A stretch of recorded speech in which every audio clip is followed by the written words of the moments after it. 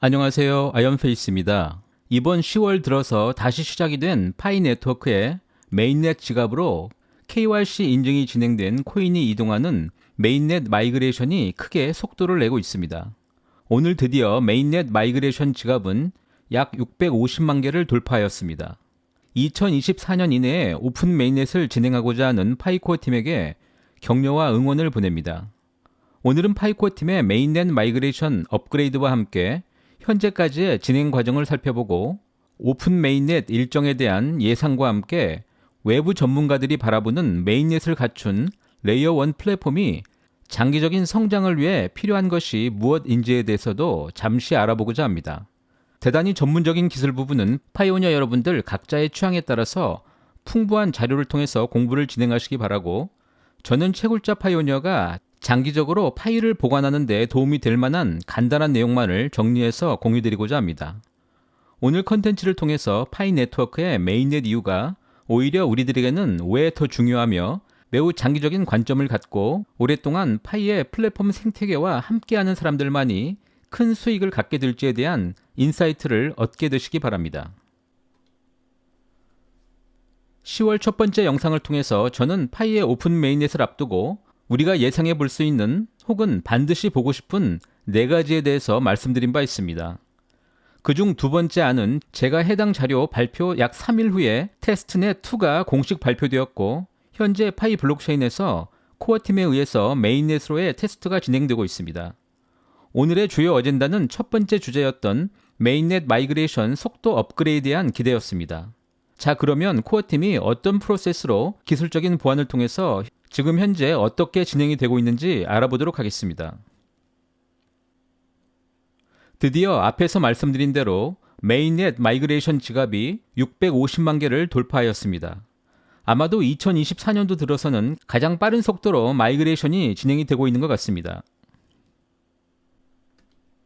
지난 9월 말까지 약 615만 개의 마이그레이션 지갑에서 멈춘 후에 10월에 다시 재개가 되면서 지난 보름 동안 상당히 액티브하게 움직임이 진행이 되고 있습니다. 지난 24시간 기준 전일엔 약 38,150개의 새로운 지갑이 형성되었고, 드디어 총 메인넷 마이그레이션은 이제 651만 개로 집계가 되고 있습니다. 좀 더 세부적으로 살펴본다면 지난 한 주간 기준으로 살펴보면 약 12만 9,400여 개의 지갑이 새롭게 메인넷으로 마이그레이션이 되었습니다. 이번 주간 속도를 연말까지 유지한다는 가정이면 2024년 말까지는 총 마이그레이션 지갑은 약 800만 개 수준에 도달하게 됩니다. 만약 코어팀이 1000만 개의 마이그레이션 지갑 목표에 집착한다면 오픈 메인넷 진행은 그렇게 쉽지 않은 상황으로 판단이 됩니다. 단 지난번 모더레이터 채세 공지대로 코어팀이 언제까지나 동일한 속도를 유지하지는 않을 것이며, 현재로서는 코어팀의 의지를 반영한다면 향후 마이그레이션은 더욱더 속도가 높아질 것이라고 예상해 볼 수가 있습니다. 현재까지 마이그레이션된 총 42억 개 파이 중 70%인 29억 9천만 개의 파이가 락업이 진행되어서 여전히 70% 이상의 락업 수준입니다. 사실 지난 파이 투데이 이후에는 코어팀의 온체인 락업이 발표되기 전까지만 해도 전체 락업은 약 68% 수준이었으나, 온체인 락업이 발표된 후에 많은 파이오니어들이 P2P를 통해서 구매했던 추가 파이 물량에 대해서 락업을 진행하면서 거의 2% 수준 이상, 수량으로는 약 8천만 개 이상의 파이가 추가 락업이 진행된 것으로 이해할 수 있습니다. 물론 해당 숫자에 대한 통계가 향후 별도로 코어팀에 의해서 발표될 것이라고 판단하고 있습니다. 지난 5월 17일 파이2데이 이전에 코어팀은 메인넷 마이그레이션 속도를 어떻게 향상시키고 오픈 메인넷을 위한 그들 스스로 제시 목표인 1000만 명의 메인넷 마이그레이션 지갑에 도전할지에 대해서 발표한 바 있습니다. 이것은 메인넷 마이그레이션 프로세스를 최적화시키면서 KYC 승인 이전에라도 메인넷 체크리스트를 미리 8번까지 완성시키고 중간 스크리닝 과정을 최적화하였으며, 마이그레이션을 기다리는 파이오니어의 대기열의 최적화, 추가 검사가 필요한 프로세스 등의 최적화와 함께 파이 메인넷 블록체인과의 상호 알고리즘 역시 최적화를 발표한 바 있습니다. 이것은 초기부터 파이 코어 팀이 일관되게 유지하고 있는 파이의 시스템적인 탈중앙화 프로세스를 통해서 메인넷 이후에 블록체인 업계나 기존 금융권의 이의제기를 사전에 차단하고자 하는 것임을 파이오니어 여러분들은 이미 알고 계시고, 메인넷 이후에는 SEC와의 증권성 시비에 대해서도 미리 조처하는 것임을 잊으면 안 됩니다. 물론 내부적인 시스템 업그레이드를 통해서 코어팀이 충분히 그들의 목표를 달성할 수 있다는 믿음은 조금의 보너스일 것입니다. 2023년 3월 이미 460만 명에 달했던 마이그레이션 지갑이 거의 1년 반 동안 크게 증가하지 못한 이유는 당시에 계속되는 중국 지역의 KYC 문제와 함께 부정행위를 통한 파이 계정의 발생과 노드 계정에서 발생했던 지속적인 부정행위에 대해서 우선순위가 코어팀 리소스의 대부분을 점유했기 때문일 것입니다. 실제로 이번 마이그레이션 스피드 업그레이드 이후에 이제 본격적으로 속도를 내는 시기에 접근하고 있다고 봐도 큰 무리가 없을 것입니다. 앞에서 말씀드린 점이 크게 코어팀의 의견과 다름이 없음을 블로그를 통해서 확인하실 수 있습니다.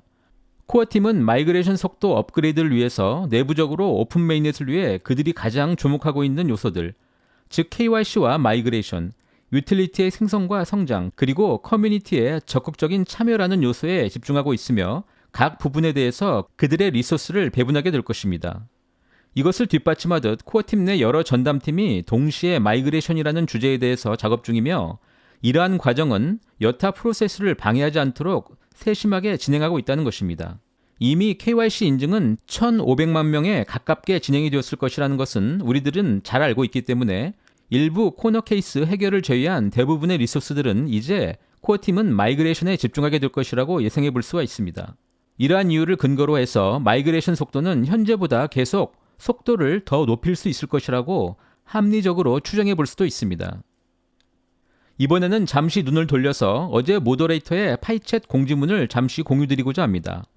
매우 활발한 활동을 진행하고 있는 모더레이터가 공유한 글은 바로 파이의 오픈 메인넷과 오픈 네트워크에 대한 용어에 대해서 이해가 필요하다는 글입니다. 파이 네트워크 프로젝트의 맥락에서 오픈 메인넷은 파이 블록체인의 완전한 운영 단계를 의미하며 여기서 파이 토큰의 실제 거래와 교환이 공개적으로 이루어질 수 있습니다.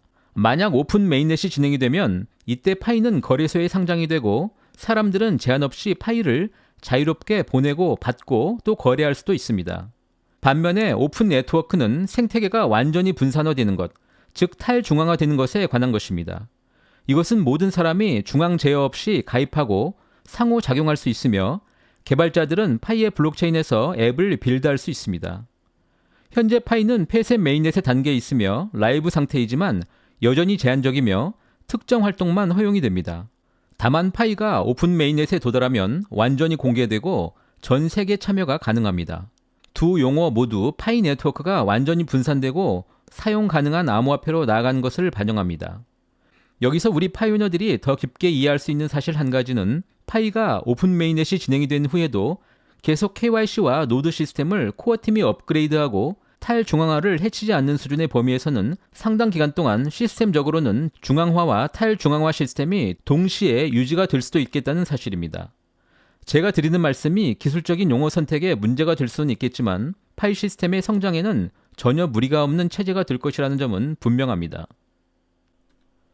암호화폐 정보 서비스 기업인 쟁글에서는 레이어 1 메인넷의 핵심 요소와 함께 메인넷의 장기적 성장을 견인하는 요소라는 리포트를 3년 전에 발간한 적이 있습니다. 그들은 이더리움이나 솔라나 등의 총 5개의 대표 플랫폼 비교를 통해서 지속 가능한 메인넷 생태계를 갖추기 위해 필요한 4가지 지표로는 시가총액과 디파이 스마트 계약 내에서 예치된 자산의 총량인 TVL, 그리고 온체인 활성도를 측정할 수 있는 DApp의 수, 마지막으로 오픈 메인넷 이후에 실질적인 사업을 진행하고 개발자나 참여자들이 돈을 벌 수 있는 프로토콜을 통한 수익 창출 능력 등을 선정한 바 있습니다.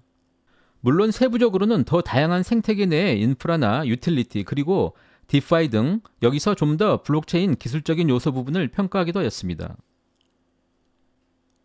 결론적으로는 많은 체인들이 메인넷의 장기적인 성장을 위해서 사전에 필요한 요소들을 순차적으로 갖추지 않은 채 단순히 빠르게 메인넷만 구축하고 플랫폼 코인 혹은 해당 기축 코인을 거래소 상장에 투입하게 되면서 일반인들이 손쉽게 구매할 수 있는 범용성만 넓히려 한다고 지적하고 있습니다.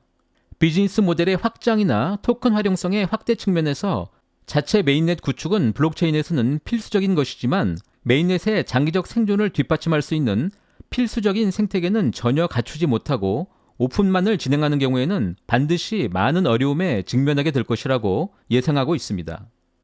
파이의 오픈 메인넷은 매우 느리게 진행되는 것처럼 느낄 수도 있지만 사실 사전 생태계를 구축하고 메인넷을 진행한다는 점에서는 매우 긍정적이며 타 플랫폼들이 선 상장 후에 생태계 개발 일정을 살펴보면 파이가 지난 6년간의 기간보다 더 빨리 성장했다고 이야기할 수는 없을 것입니다.